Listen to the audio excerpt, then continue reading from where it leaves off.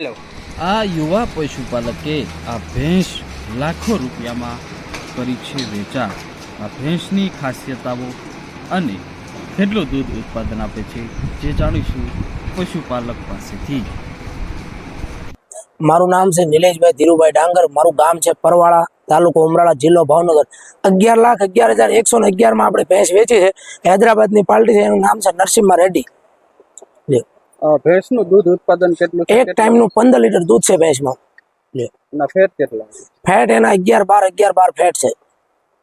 અને એ કેટલા સમયથી તમારી પાસે હતી અને કેવી રીતે તમે વેચાણ કર્યું? એ ભેંસ મારી પાસે આજથી 3 વેતર મેં દૂધ ખાધું ને ચોથું વેતર અત્યારે 7મો મહિનો ગાભણ છે અને 11,11,111 માં આપી છે અને એનું 3 વર્ષ મેં દૂધ ખાધું છે।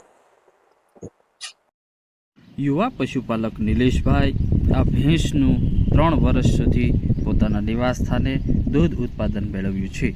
રોજનું 32 લીટર આ ભેંસ દૂધ આપતી હતી। આ ભેંસનું 11,11,111 માં વેચાણ કર્યું છે। આ ભેંસની મુખ્ય ખાસિયત એ છે કે જે સૌથી વધુ દૂધ આપતી હતી, તો સાથે જ વિહાણ સમય સુધી આ ભેંસ દૂધ આપતી હતી। આ ભેંસની સાર સંભાળ રાખવા માટે 3 દિવસે 50 કિલો ખાણ દાણ 3 દિવસ આપવામાં આવતું હતું, તો સાથે જ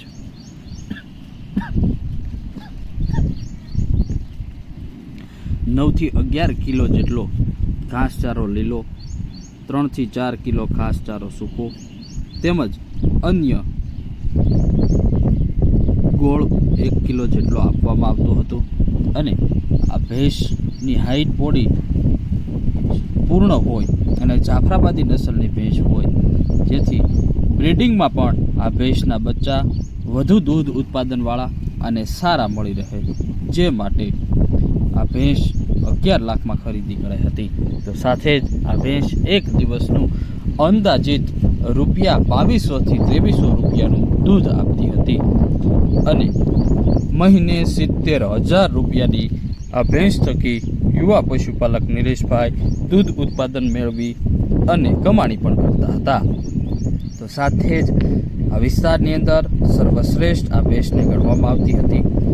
ભેંસનું કદ જોઈને જ લાગે છે કે આ કદાવર ભેંસ છે।